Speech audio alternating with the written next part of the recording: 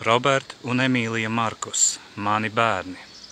Rit 5. gads, kopš jūs nolaupīja 2020. gada decembrī, un viņi, kas šo darīja un turpina darīt, ir pielikuši pūles, lai jūs atsvešinātu no manis. Viņi meloja par mani un meloja arī par jums. Kā apņēmos arī agrāk, tā arī šajā reizē jums pastāstīšu arvien jaunas detaļas un notikumus, kurus jūs nevarējāt zināt, tādēļ, ka arī par jums, mani bērni, meloja tie, kas jūs priekšā izlieks par baltiem un pūkainiem, par tādiem, kas jūs glābj pēdiņās no manis. Es pieminēšu to, Emīlija, ka meloja pat par tevi attiecībā uz tavu brālīti un manu dēlu Robertu, jo izrādās, ka tie nekrietneļi, kas apmeloja mani, pēc tam melodami meloja arī par to, it kā tu darītu pāri savam brālītim manā ietekmē. Dīvaini sanāk, ka tad, kad es biju kopā ar jums, Robertu un Emīliju, tad jūs pāri viens otram nedarījāt, tieši tāpat kā es jums neesmu pāri darījis. Taču līdzīgi kā mani apmeloja tajā, it kā es būtu jums ko nodarījis, ar to, ka es elpoju brīvi, un ar to, ka es jums mācīju atšķirt labu no ļauna, tā arī tagad, jau ir pagājis ilgāks laiks, kopš dokumentos ir atrodams, ka meloja arī par tevi, un meloja pat arī par to, it kā es būtu nodarījis ko pāri jūsu mammai. Mani bērni, jūs redzējāt ikdienā, kā tas bija. Jūs redzējāt ikdienā, kā tas bija, arī to, kā pret jūsu gribu darīja daudzas lietas. Cilvēks, kurš nedrīkstēja to darīt, ne pret jums, ne pret citiem. Neviens nedrīkst nevienam uzspiest savu gribu tur, kur otrs cilvēks izdara savu izvēli.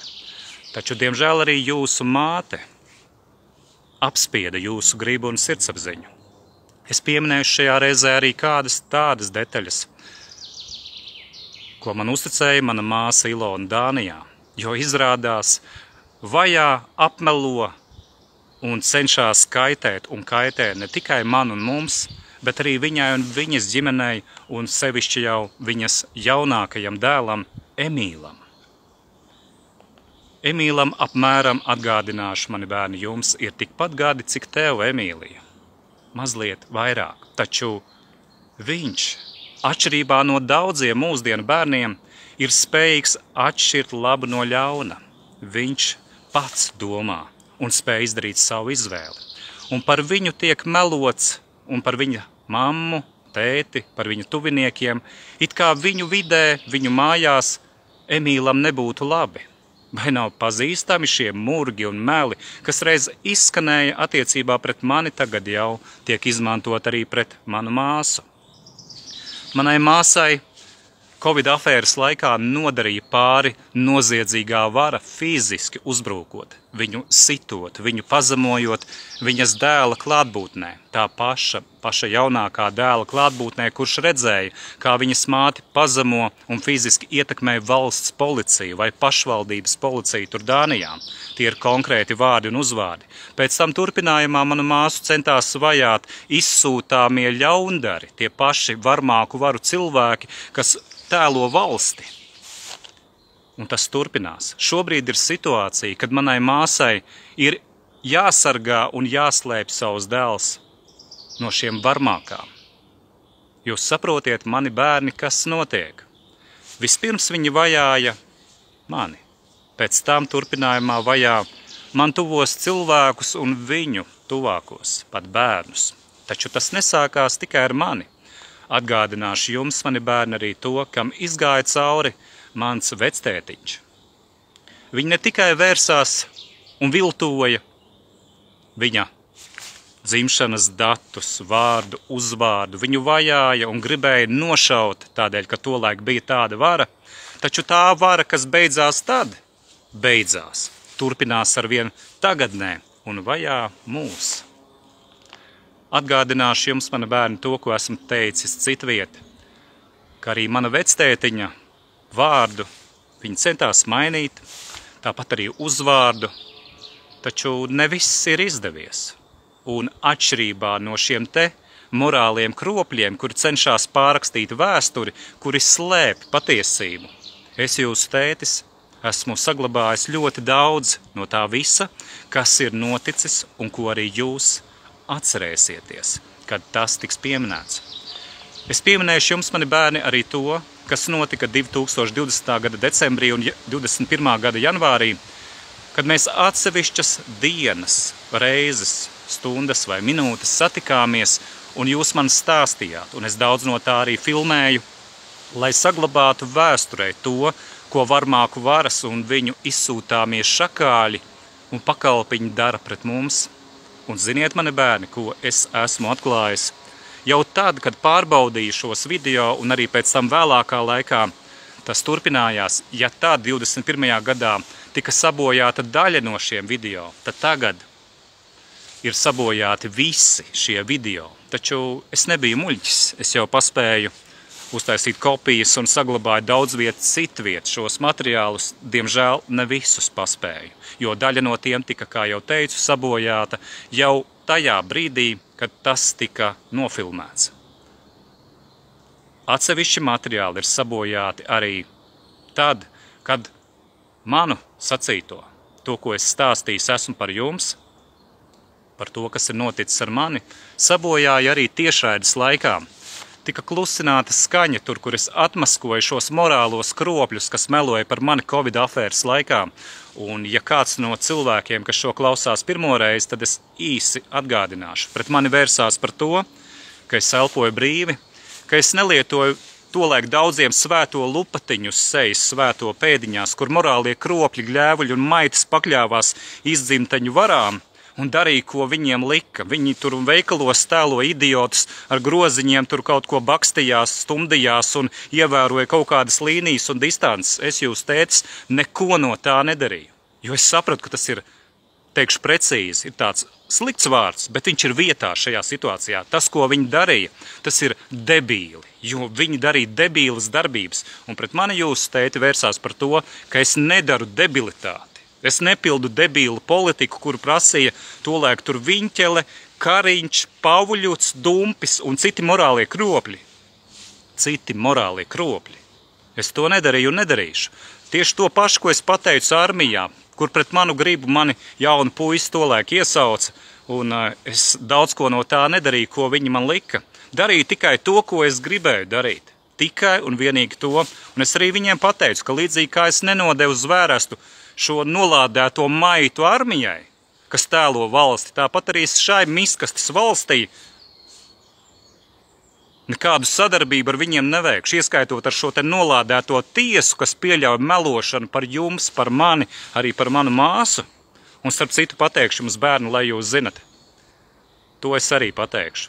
Manai māsai un manai māsas ģimenei ir liegts sazināties un satikties ar jums. To ir panākusi miskastes Latvijas tā saucamās valsts.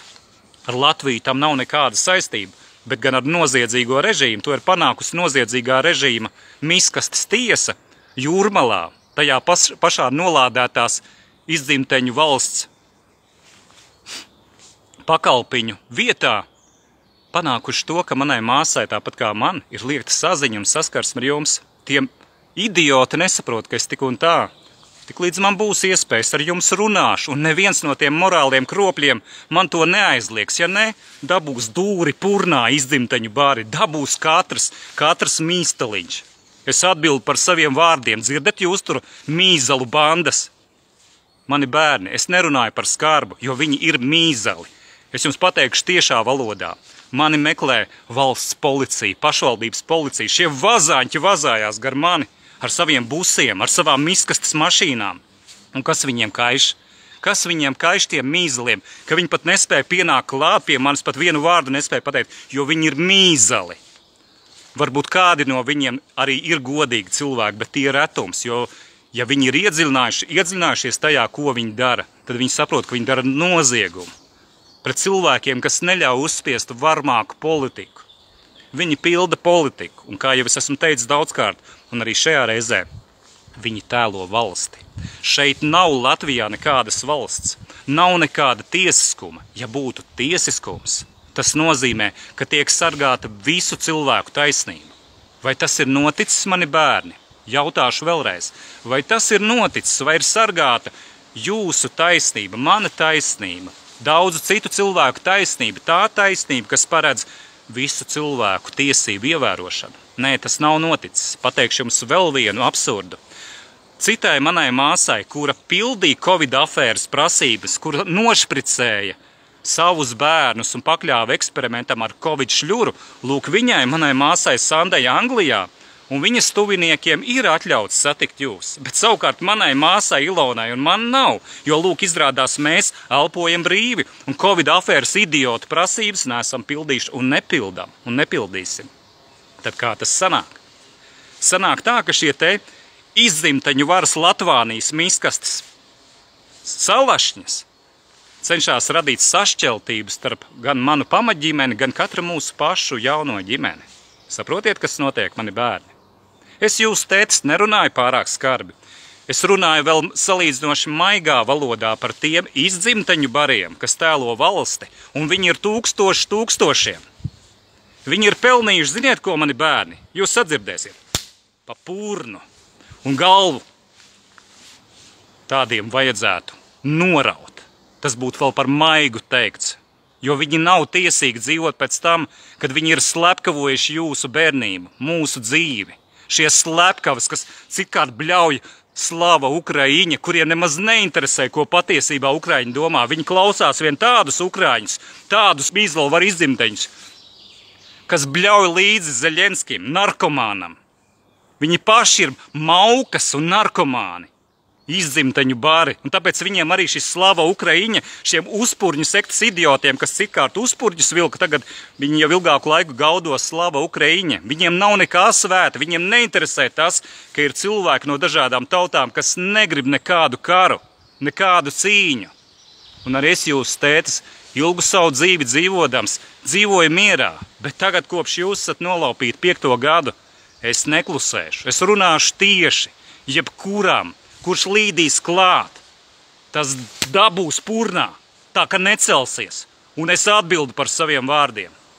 Es neesmu bīstams labiem cilvēkiem, es esmu bīstams izdzimteņiem, kas tēlo cilvēkus, liekuļiem un maitām un meļiem, kas tēlo valsti. Man tas viss ir pieriebies. Jūs mīzalu varas, jūs tūkstoši sātana ordas, jūs kropļi kritīsiet. Jūs kritīsiet un aiziesiet pāragri, ik viens mīzels. Nolādētie.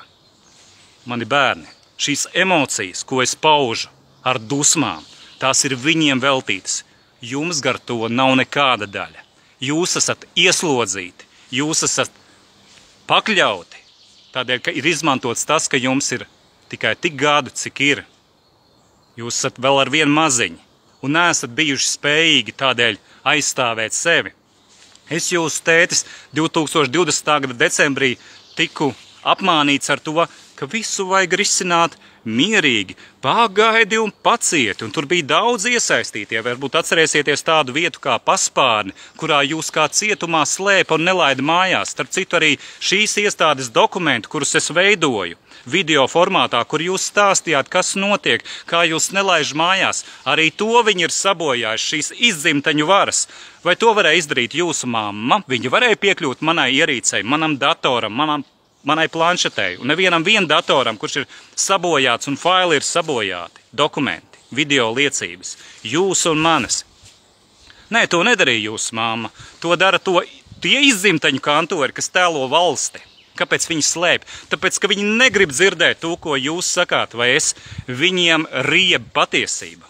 Bet man jūs tētim rieb šādi morālie kropļi, lai viņi nelien mūsu dzīvē. Man šī miskastes valsts nav vajadzīga. Man nav šaubu, mani bērni, ka arī jūs, ja vien turēsieties pie savas sirdsapziņas un darīsiet saskaņā ar to, jums arī rieps šī te valsts. Jo te nav valsts un nav tiesiskuma. Jums rieps šie morālie kropļi, kas izliekās par jūsu glābējiem. Jūs paaugstieties, un patiesība nāks gaismā, un tā ļoti daudziem nepatiks. Man nav šaubu par to, ka pēc tam, kad viņi vajāja mani un vajā, viņi vajās arī jūs, jo viņiem nepatīk patiesība. Viņi dzīvo melos, šie te izdzimteņu bari, kas paklausa valdībai un varai, maksā viņiem nodokļus, klaušas nodevas. Viņi izkalpojas, viņi ir tādi slampas, kas gatavi darīt jebko, lai tik viņus liek mierā. Šo arī pateica jūsu māte. Diemžēl viņa ir slampa divās nozīmēs. Viņa ir slampa valdības izkalpošanās nozīmē un slampa arī, kas nespēja turēt vārdu arī attiecībās ar, piemēram, mani. Es to jau esmu atlaidis, bet lai jūs, mani bērni, zinat, kā tas ir iespējams, ka jūsu māte jūs sargā, bet ir negodīga. Gan attiecībās ar mani, gan ar jums, jo viņa taču apmeloja un mani, un arī jūs. Viņa pirms jūs dzīves slampojās, tautā to sauc laida pa kreisi. Ja? Un tai pašā laikā, kā jums, mani bērni, patiktu tas, ja jūs dzīvē satiktu tādu otro pusīti, kura jums lūgtu, lai nekad jūs viņu neatstātu uz mūžu. Viņa man to lūdza jūsu mamma. Es turēju vārdu. Un bija muļķis, jo izrādās, viņa jau pirmajā dzīves gadā laida pa kreisi, un kas zina, varbūt jau pirms satika mani, es biju vienkārši variants numur 2, 3 vai numur 7, nezinu. Bet tā viņa darīja, tās ir viņas izvēles. Bet kā jau teicu, es esmu to atlaidis. Esmu jau daudzkārt rakstījis un sacījis arī citviet. Pieaugušie cilvēki var dzīvot kopā ar ko grib. Taču jaukt un postīt bērnu attiecības šajā gadījumā ar mani jūsu tēti, neviens no viņiem nedrīkstēja, taču viņi to darīja cits pār citu. Un tur ir iesaistīti, kā minimums 10 ļaundaru, kaitnieku, tādu kā Ilze Ruģele, Aneta Rubene zvērināta advokāte, Ivars Gaidišs, Ella Petrova un daudzi citi, kas dara savu algotņu darbu, un kam nav kauna melot, morāli kropļi. Un tādi ir pilni Latvānijā. Nesaistiet šo vārdu ar Latviju, jo Latvānijas jēdziens attiecās uz morāliem kropļiem, kas tēlo valsti, līdzīgi kā tajā stāstā par kailo karali, kur tūkstošiem idioti liecināja par to, ka karalis, kurš bija kails, esot viskaistākajās drēbēs apģērbies. Un tikai viens pats mazs bērns pateica, teikšu to citiem vārdiem, ka karalis ir kails, un tad radās sašutums. Viņi gribēja apklusināt to bērnu. Taču bērns pateica patiesību. Tas pats arī šajā te miskastes valstī, kā es to saucu, kur tik daudz liekuļu un maitas pielīdēju, izzimteņu baru, degradējušos alkoholiķu, smirdētāju ar tabakdūmu, narkomānu un citādu degradantu, kas citkārt uzvalkos staigā un šlipsēs un kleitās un tā tālāk, apmeklē visādus tur saviesīgos pasākums, svin valsti pareizo karogu cilā, pareizajā valodā runā, idioti, nacionālie kropļi. Fuj! Fuj! Nevis par to, ko es saku fuj, bet tas, ka šie morālie kropļi atsakās ieraudzīt sevi, kādi viņi ir. To pat ar vārdiem nevar izsacīt. Ziniet, mani bērni, es jūs turpinu meklēt. Es, jūsu tētis, jūs turpinu meklēt. Un tik daudz skarba, cik es esmu pateicis šeit, šajā ziņā, jūs zinat, mani bērni, ka tos 4 un 6 gadus, cik jūs piedzīvojat kopā ar mani, es nekad mūžā neesmu jūsu klātbūtnē sacījis, taču šoreiz es pateicu, jo tie 5 gadi dzīvojot bez jums un jums laupot jūsu bērnību kopā ar jūsu tēti, man ir sakrājies. Tas viss, ko ir darījuši šie ļaundari, un es atspoguļoju. Es atspoguļoju to, ko viņi ir darījuši, un saucu, un turpināšu saukt to vārdā. Un līdzīgi kā tagad vasarā odi un dunduri uzklūp un uzbrūk, un cenšos arī šobrīd no viņiem atgaiņāties, tā arī šie morālie kropļi sūc asinis, sūc mūsu dzīves enerģiju un laiku. Un arī šis viss, ko es sacīju, arī tas, ko es saucu par skarbo, un tiem asajiem vārdiem, tas ir saistīts ar to, ko viņi darīja, ar ciešanām, ko viņi darīja pret mums. Viņiem nav kauna darīt pret mums to, ko es jūsu tētis vai jūs, mani bērni, nevienam no viņiem neesam darījuši. Taču viņi to darīja. Un viņi vēl morālie kropļi. Pēc tam, kad noklausīsies iespējams kādu fragmentiņu no tā, gribēs ko selektīvi atlasīt un parādīt. Redziet, mums ir taisnība, jo viņš ir tāds. Taču kas pierāda vēl morālos kropļus? Tas, ka viņi selektīvi atlasa fragmentus un tad pēc tam cenšas pierādīt to, kas nav. Ja, mani bērni, šo arī ir jāatpazīst, ka tā dara ļaundari. Tāpēc viņi aprēķinātāju suga, tie, kas cenšas izkalkulēt, izzīst no pirksta vai sameklēt ko tādu, kas izskatās par to, ko viņi murgo melo, no tādiem turaties pa gabalu. Taču tā kā jūs dzīvojat tādā vidē, kas ir arī ruģeļu sekta, jā, starp viņiem var būt arī kāds godīgs cilvēks, uz tiem tas neatiecās, bet tiem, kas sazvērējās, lai melotu par mani un lai piesaktu māti, palaistuvi, kas kaitēja bērniem, māti, kas bērnus slēpa, kas izlikās, ka viņai nodarīts pāri, māti, kas darīja to, ko viņai lika institūcijas pret bērniem un arī pret mani, un arī, protams, pati pret sevi. Šāds cilvēks nav mātes vārda cienīgs. Kas šādi izturās, kas dara nodevību. Agrākos laikos tie, kas ir lasījuši Bībeli, zina tādu cilvēku Jūdu, kas nodeva Jēzu Kristu. Šādi paši Jūdas dzīvo miljoniem pasaulē. Jūdas, kas ir pārdevuši sirdsapziņu, kas ir pārdevuši goda prātu, kas pat nezina, kas ir gods un sirdsapziņa. Viņiem tas ir svešs. Viņiem tā ir jauna abece, jauna valoda. Viņi nespēja to nekādi apgūt, jo viņi slēpjās un baidās no patiesības. Mani bērni, esiet stipri, domājiet ar savu galvu un arī fiziskā ziņā. Topiet stipri, izveicīgi, lokani, gudri, tālredzīgi. Nebaidieties runāt patiesību, nebaidieties būt tie, kas jūs esat. Esiet jūs mani bērni, jo jūs esat ne tikai mani bērni, bet arī Dieva bērni.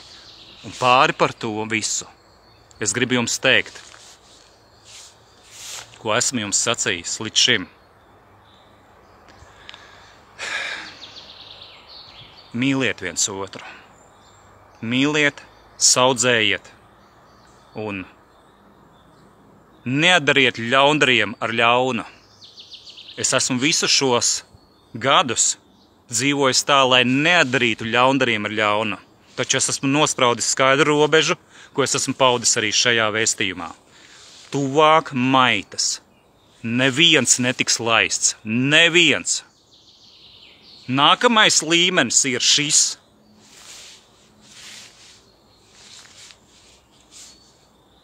Tāpēc mani bērni aicina arī jūs. Sargājiet viens otru un apgūstiet arī cīņas mākslas. Es jūsu tētis, kad biju maziņš, es to darīju patstāvīgi, gadiem, ilgstoši. Jā, es to darīju ne tikai dienās, bet arī naktīs. Es nošķīros no cilvēkiem, lai trenētos, un es to daru arī tagad. Es biju ilgus laikus nolicis to malā, tajos gados, kad biju iegūst ticību Dievam. Es domāju, nē, man to vairs nevajag, taču es kļūdījos. Un kā vēl vajag, jo ir bijušas daudzas situācijas, kur man izsūtāmos morālos kropļus bija jānoliek pie asfalta vai pie zemes. Es viņiem nesitu, man to nevajag, bet es neļauju viņu rokām darīt pret mani ļaunu vai kājām. Un viņi paši atcerēsies, kuri ko darīja pret mani ļaunu, sākot arī no tiem laikiem, kad armijā centās man uzbrukt, un dažam labam pat roka kļuva paralizēta no tā, ka aizmuguriski mani apmeloja un zaimoja. Ir liecinieki, kas to var apstiprināt, ka tā arī bija. Un beidzot ar to laiku, kur atsevišķu morālo kropli man tiešām bija jānoliek pie zemes, un kurš arī pat tāda atļāvās man apmelot, it kā es viņam būtu darījis pāri, bet šis morālais kroplis pateica, ka viņš darīja to, ko viņam lika, gluži kā jūsu māte.